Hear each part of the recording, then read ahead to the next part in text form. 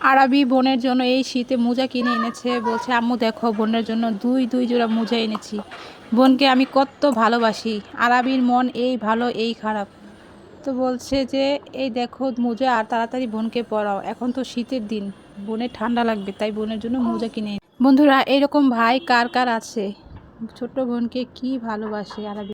বলছে পিঙ্ক কালারটা বোনকে পরাতে। পিঙ্ক কালার নাকি মেয়েদের খুব পছন্দ। ওই তো কার্টুনে দেখেছিল পিঙ্ক কালার মেয়েদের পছন্দ, তাই এখন বলছে আম্মু পিঙ্ক কালারটা বোনকে পরাও। তো যাই হোক, আজকে আরাবিকে নিয়ে আর ইঞ্জেকশন দিতে হসপিটালে যাইনি। প্রতিদিন যেতে ভালো লাগে না, ছেলেও ঘুম থেকে উঠতে চায় না সকালে, রাতেও একই অবস্থা। আমরা থাকি 6 তলায়, 6 তলা থেকে নামা ওঠা অনেক কষ্ট, আবার হসপিটালেও 3 তলা উঠতে হয়। তো আজকে সিস্টারকে বলেছিলাম বাসায় আসতে, বাসায় এসে দিয়ে যেতে, তো দিয়েছে। তো আরাবিকে নিয়ে ডাক্তারের কাছে যেতে হবে আজকে 5 দিন। তো আরাবির 5 দিন হলে বলেছিল ডাক্তার দেখা করতে, তো আজকে দেখা করতে যাব। তো আল্লাহর কাছে দোয়া করছি যেন আর বলে ইঞ্জেকশন দিতে হবে না ডাক্তার। তো এখন তো বলেছিল 14 দিন, তো 5 দিন পরে কি বলে এটাই ভাবছি। তো বাসায় এসে সিস্টার ইঞ্জেকশন দিয়ে গেছে।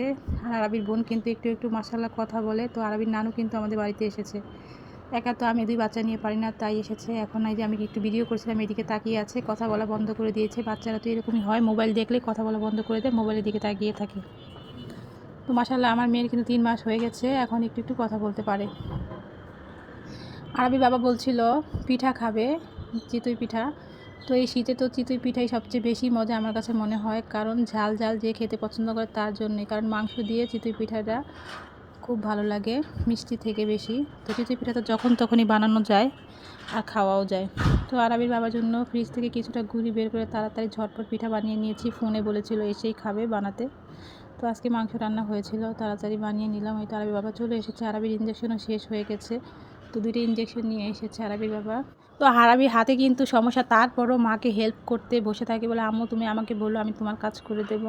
বলছি না বাবা তুমি সুস্থ হয়ে নাও। তারপর আম্মুকে একটু এগিয়ে দিল বাবার হাত থেকে ইয়াগুলো নিয়ে। পরে তো এদিক দিয়ে পিঠা বানিয়েছি। মাশাআল্লাহ পিঠা আমি বানালে কিন্তু পিঠাগুলো একটু ফুলে, তবে আজকে একটু কম ফুলেছে, তারপরও মাশাআল্লাহ যা হয়েছে আলহামদুলিল্লাহ। একবারেই যদি না ফুলতো তাহলে কেমন হতো। পিঠা যদি ফুলা না হয় তাহলে কিন্তু খেতে ভালো লাগে না, দেখতে ভালো লাগে যে জিনিস সেই জিনিসটা খেতেও কিন্তু ভালো লাগে। তো আমাদের লাইটের আলোর জন্য পিঠাগুলো একটু কালচে কালচে লাগছে, আসলে এরকম কিন্তু কালচে না। তো যাই হোক, এদিক দিয়ে কিন্তু ভাতও রান্না করেছিলাম। ভাত আজকে শর্টকাট রান্না করব। আজকে মূলা পাতুরি করছি শুটকি দিয়ে, পুঁটি মাছের শুটকি, এটা কিন্তু নিজের হাতে শুটকি বানানো।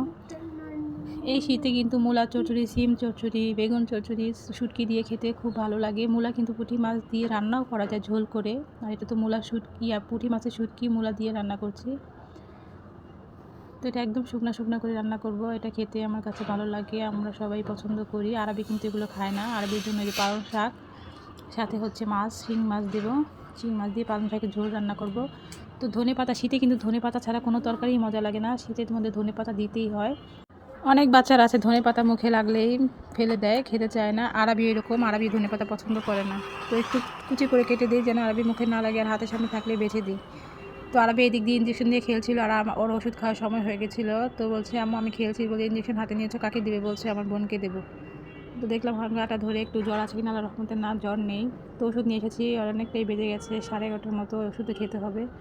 তো বলছে ওষুধ খাবো না আম্মু, ওষুধ খেতে ভালো লাগে না। আমি বলি বাবা আমি তো জানি ওষুধ খেতে ভালো লাগে না, তারপরেও খেতে হবে, না খেলে তুমি সুস্থ হবে কী করে? তুমি সুস্থ হতে চাও না? বলে না চাই না। একটু দুষ্টামি করছিল, সুস্থ হতে কে না চায়? সুস্থ হতে চাইলে তাড়াতাড়ি ওষুধটা খেয়ে নাও, তাহলে আর তোমাকে ইঞ্জেকশন বেশি দিতে হবে না। ও তো আর এত কিছু বুঝে না। বলছে আচ্ছা ঠিক আছে দাও, আমি এক্ষুনি খেয়ে নিচ্ছি। এই তো গুড বয়ের মতো কথা।